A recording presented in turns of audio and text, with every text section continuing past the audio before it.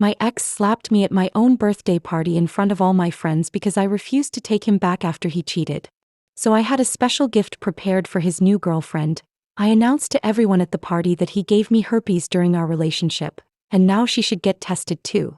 His parents nearly fainted when they realized their perfect son had been spreading diseases to multiple women. Stay tuned because the events you're about to hear could only belong in the most shocking script. The bass thumped through the walls as laughter echoed from the living room. 25 felt different somehow, like standing on the edge of something monumental. She adjusted her emerald dress one last time, the silk fabric catching the light from her bedroom mirror. Tonight was supposed to be perfect. Her friends, her space, her celebration. Downstairs, voices mingled with the smooth R&B playlist she'd carefully curated.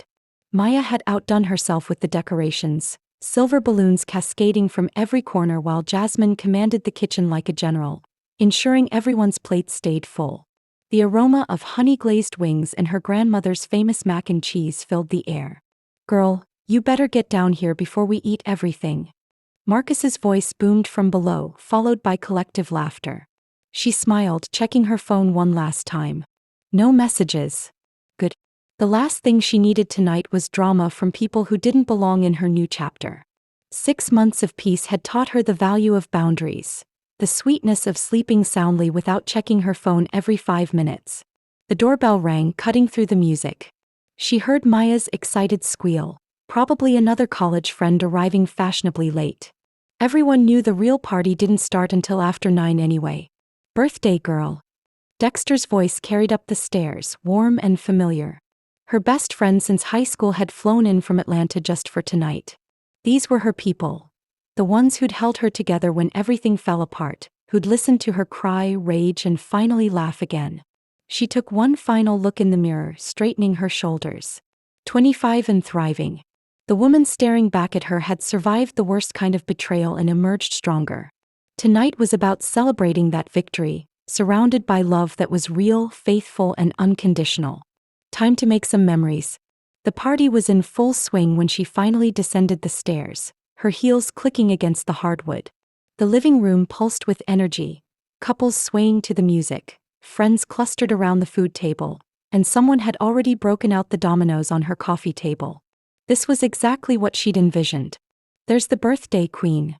Dexter swept her into a spinning hug, his cologne mixing with the scent of vanilla candles. "Looking like money as always."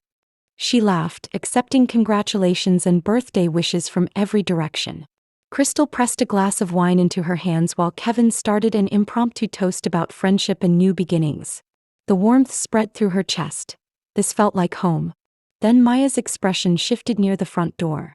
Her smile faltered, eyes widening with recognition and concern. The music seemed to lower slightly, conversations becoming more subdued as heads turned toward the entrance. "Did you invite?" Maya started, but her words were lost in the sudden tension that rippled through the room. He stood in the doorway like he belonged there, that familiar cocky smile playing at his lips. "Damon." 6 months of carefully constructed peace shattered in an instant. Behind him, a petite woman with honey-colored hair clung to his arm, young, beautiful, completely unaware of the storm she'd just walked into. "Surprise, baby," he said, his voice carrying that same smooth confidence that had once made her weak in the knees. Now it made her stomach churn. "Couldn't miss your birthday." The audacity was breathtaking. After everything, the lies, the other women, the STD diagnosis that had sent her world spinning, he had the nerve to show up at her party with his new girlfriend like some twisted power play. Dexter stepped closer to her side, his body language protective. "You could," he murmured. She wasn't. But she would be.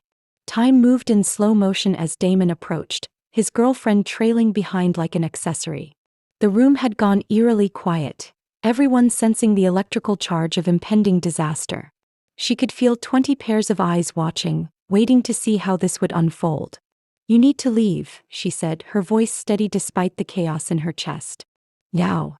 Damon laughed, that condescending chuckle that used to make her question herself. "Come on, Hannah. Don't be like that. We can be adults about this." Hannah.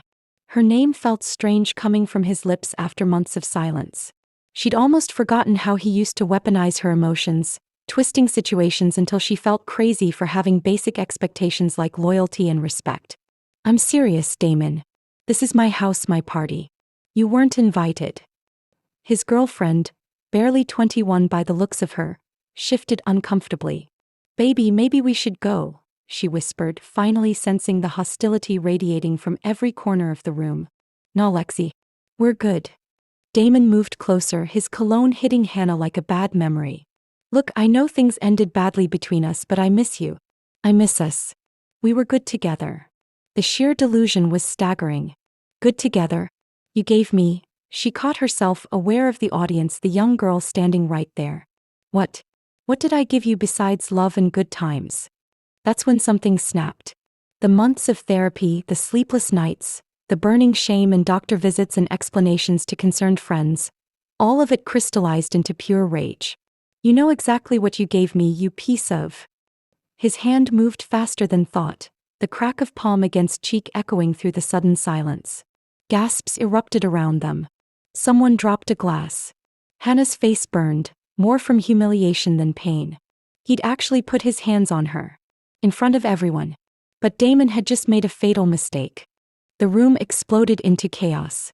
Dexter lunged forward, but Marcus and Kevin were already there, grabbing Damon's arms as he tried to advance again. You lost your damn mind. Marcus shouted, his voice booming over the sudden cacophony. Hannah stood frozen, her hand pressed to her stinging cheek, the reality of what just happened sinking in. He'd hit her. Actually hit her. At her own birthday party, in front of all her friends, in front of his new girlfriend who looked absolutely horrified. Get him out of here. Maya screamed, her usual calm demeanor shattered. Get him out before I call the police. Lexi backed toward the door, tears streaming down her young face. Damon, what's wrong with you? You said she was crazy, but you just... Shut up, Lexi. Damon snapped, struggling against the hands restraining him. His mask had completely slipped, revealing the ugly truth underneath all that charm. You don't understand what this bitch put me through. That word he'd never dared use before, hung in the air like poison.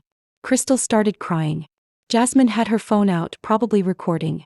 The birthday cake sat forgotten on the kitchen counter, 25 candles still waiting to be blown out. You want to call me names in my own house? Hannah's voice was deadly quiet now, cutting through the noise. Something had shifted in her, some final thread snapping. After everything you did to me? After you? She stopped again, looking at Lexi's confused, tear-stained face. The girl deserved to know. They all deserved to know exactly who Damon really was. Hannah walked to her sound system and turned off the music. The sudden silence was deafening. Since you're here, she said, her voice carrying clearly through the room, there's something everyone should know about my ex-boyfriend. Damon's eyes widened with recognition and fear. He knew what was coming. Let me go, he whispered to Marcus, but nobody moved. The reckoning had arrived. Hannah stood in the center of her living room, surrounded by faces she loved and one she'd learned to despise. The weight of 6 months of silence pressed against her chest, begging for release. She'd protected his secret long enough. When Damon and I broke up 6 months ago, she began, her voice gaining strength with each word, it wasn't just because he was cheating on me with multiple women. Lexi's sob cut through the air. Multiple women? Oh honey, you didn't know? Hannah's laugh held no humor. There was you, there was his coworker Jessica, there was some girl named Tiffany from his gym, and God knows how many others. Damon struggled harder against his restraints. Hannah, don't. Don't what? Don't tell the truth? Don't warn this poor girl about what kind of man you really are. Hannah's eyes blazed as she turned to address the room. See, cheating was just the beginning. About a month after we broke up, I started having symptoms. Burning, pain, sores. The room went dead silent. Even Damon stopped struggling. The doctor ran tests. Came back positive for herpes simplex 2. Had to call him to ask if there was something he'd forgotten to mention during our 2-year relationship. Gasps echoed around the room. Maya's hand flew to her mouth. Dexter's jaw clenched so tight she could see the muscle jumping. He knew, Hannah continued, her voice steady despite the tears threatening to fall. Had known for months. Never said a word. Just kept sleeping with me, kept sleeping with all these other women, spreading it like party favors. Lexi was backing toward the door now, her face pale as realization dawned. Oh my god. Oh my god, yesterday we. Yeah, Hannah said softly. You need to get tested, sweetheart. Soon. Damon's parents, who'd been quietly watching from the corner, suddenly looked like they might collapse. Mrs. Howard's perfectly composed facade crumbled as she stared at her son. She'd always bragged about Damon to the church ladies, her successful, handsome boy who could do no wrong. The golden child who'd graduated college, gotten his real estate license, drove a nice car. Damon. Her voice was barely a whisper. Is this true? Mr. Howard's face had gone ashen. He worked at the hospital, understood exactly what his son had done. Boy, tell me she's lying. But Damon couldn't meet his father's eyes. His silence was confession enough. Jesus Christ, Mr. Howard breathed. Do you understand what you've done? Do you have any idea? He turned to Hannah, his voice breaking. Sweetheart, I'm so sorry. We had no idea. If we'd known. You raised a monster, Jasmine spat from across the room. All those times you talked about family values and raising children right, and this is what you produced? Mrs. Howard was crying now, full-body sobs that shook her small frame. The women from church. Oh God, all the women I told what a good boy he was, how any girl would be lucky to have him. Ma, please, Damon started. Don't you me, she screamed, surprising everyone with her sudden fury. How many women, Damon?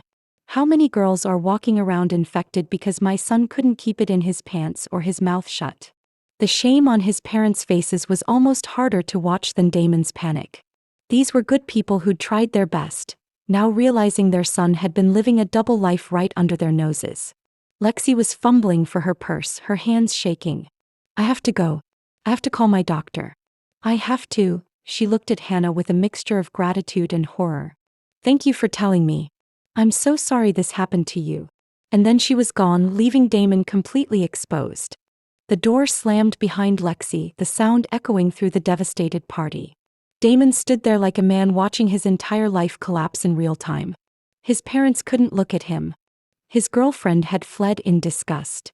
Every person in that room now knew his darkest secret. Let him go, Hannah said quietly. Marcus and Kevin released their grip but stayed close, ready to intervene if he made another move. Damon rubbed his arms where they'd held him, his earlier bravado completely evaporated. You happy now? He asked, his voice hollow. You destroyed everything. I destroyed everything? Hannah's laugh was sharp as glass. You infected me with an incurable disease and never said a word. You could have killed me if I'd been pregnant. You exposed multiple women without their consent. And I destroyed everything. Those women, he started. Those women deserved to know. Crystal shouted from her spot by the kitchen. Every single one of them deserved to make their own choices about their bodies and their health. Mrs. Howard was on her phone now, pacing by the window. Yes, Pastor Williams? It's Beverly Howard. I need to ask you something and I need you to be honest with me. Has my son been seeing any of the young ladies from the congregation? The blood drained from Damon's face. Ma, no. Answer the question, Pastor. Her voice was steel. Has he been dating or spending time with any of the single women from church? The pause on the other end of the line was answer enough. Mrs. Howard closed her eyes, swaying slightly. How many, Pastor? How many of our church daughters has he been around? Mr. Howard caught his wife as her knees buckled. The magnitude of potential damage was becoming clear. Not just to strangers, but to young women they'd known since childhood. Women whose mothers trusted the Howard family. We have to warn them, Mrs. Howard whispered. Oh God, we have to tell them all. The living room had become ground zero for a scandal that would ripple through their entire community.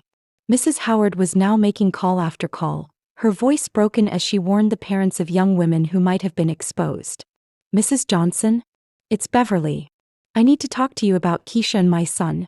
No, please just listen. Each conversation was agony to witness. A mother having to explain that her child had potentially endangered other people's children. The shame was palpable, radiating from both of Damon's parents like heat from a fire. Dexter had been quietly filming everything on his phone. This is going on social media, he announced. Every girl in the city needs to know what they're dealing with. Please don't, Damon begged, the last of his pride crumbling. My job, my reputation. Your reputation? Maya laughed bitterly. What about Hannah's reputation when she had to get tested and tell her past partners they might be at risk? What about all those other women who have no idea what you've exposed them to? I can give you names, he said desperately. Phone numbers. You don't have to put this online. The room fell silent. This was the first smart thing he'd said all night. Hannah pulled out her phone. Start talking. Every woman you've been with in the last 3 years. Every single one. 3 years. But I only knew about the diagnosis for. When did you first have symptoms, Damon? Her voice cut like a blade. When did you first notice something wasn't right but ignored it? His silence was damning.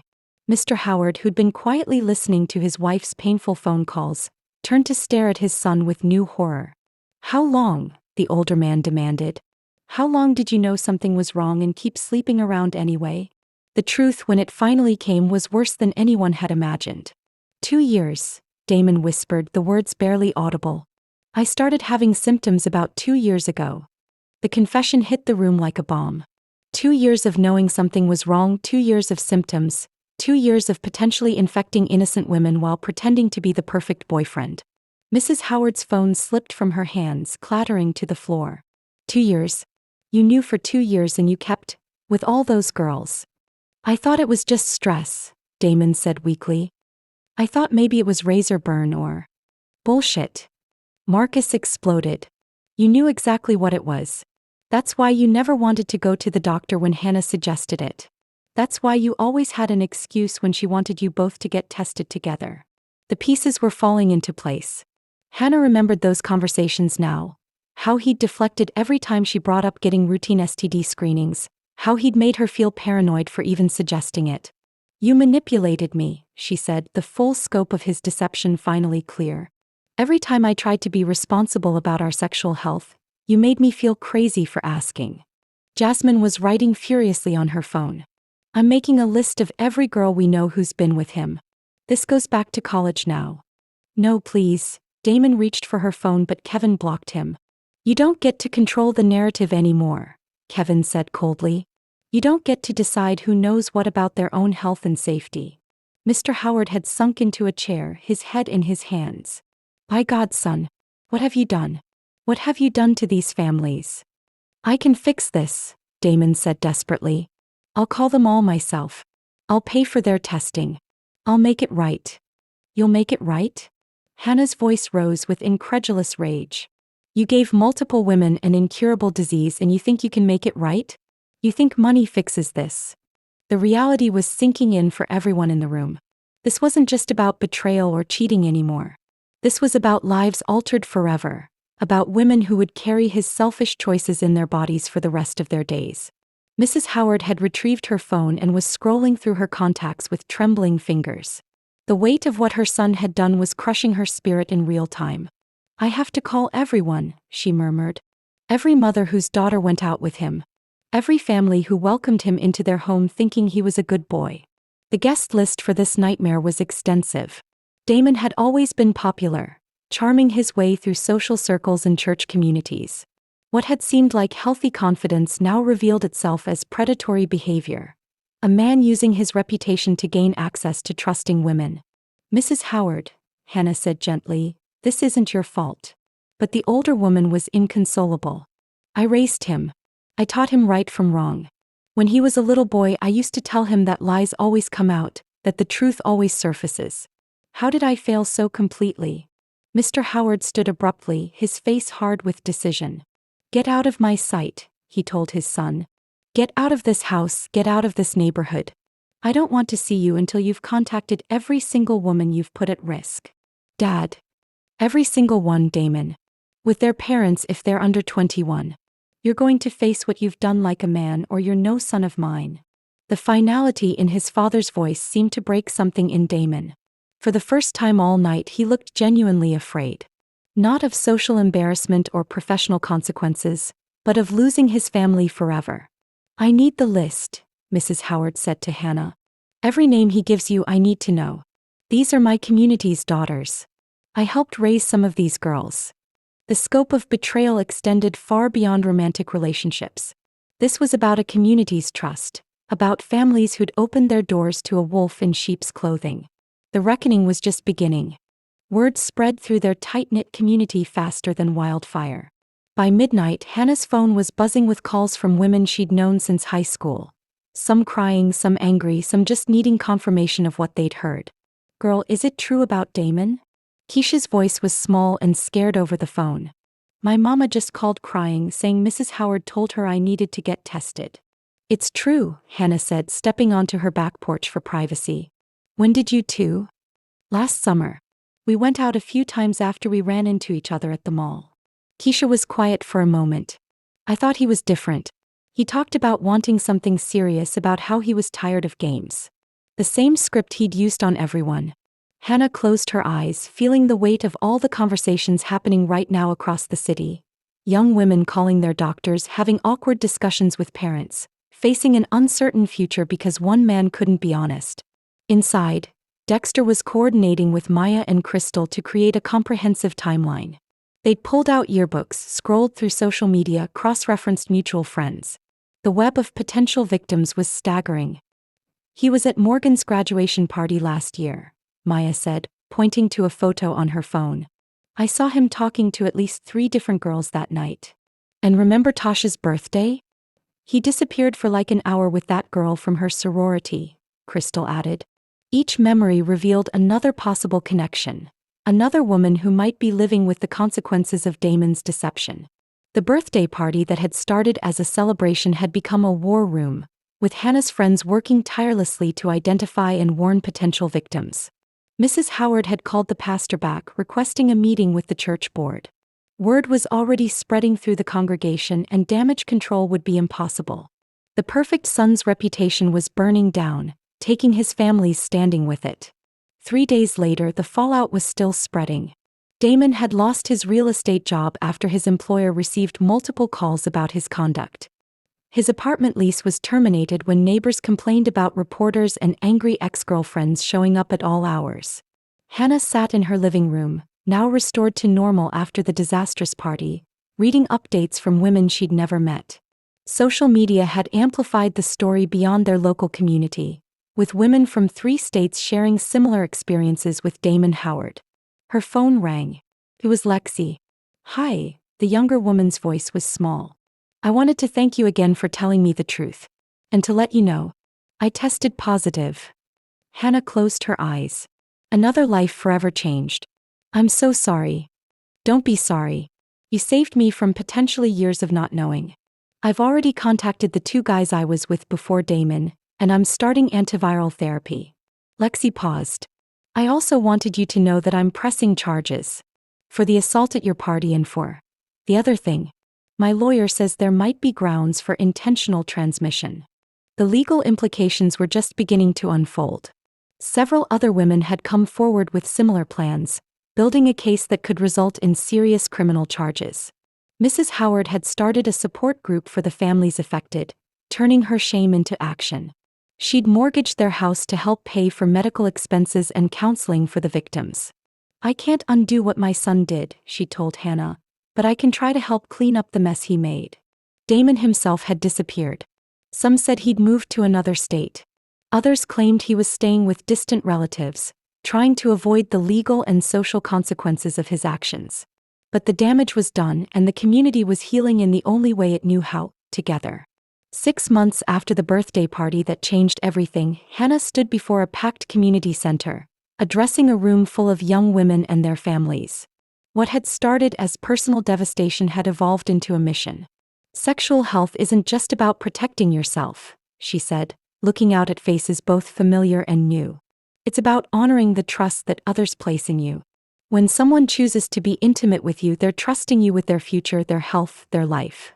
The Hannah Foundation, funded partly by donations and partly by the settlement from Damon's criminal conviction, now provided free STD testing, counseling, and education throughout the region. What had begun as one woman's nightmare had become a movement. Mrs. Howard sat in the front row, her face peaceful for the first time in months.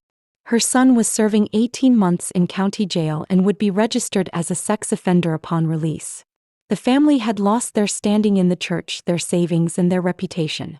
But they'd gained something too: the respect of a community that watched them choose accountability over denial.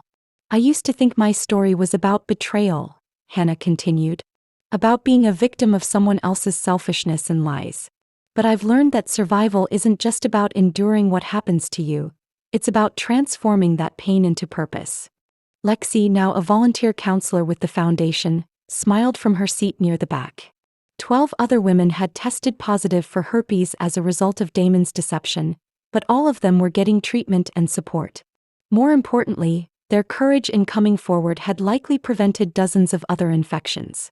As Hannah wrapped up her speech, she looked around the room at the faces of women who'd refused to let one man's choices define their worth. They'd taken their power back, one conversation, one test, one act of courage at a time. The birthday party had ended in tears and chaos. But from those ashes, something beautiful and strong had emerged.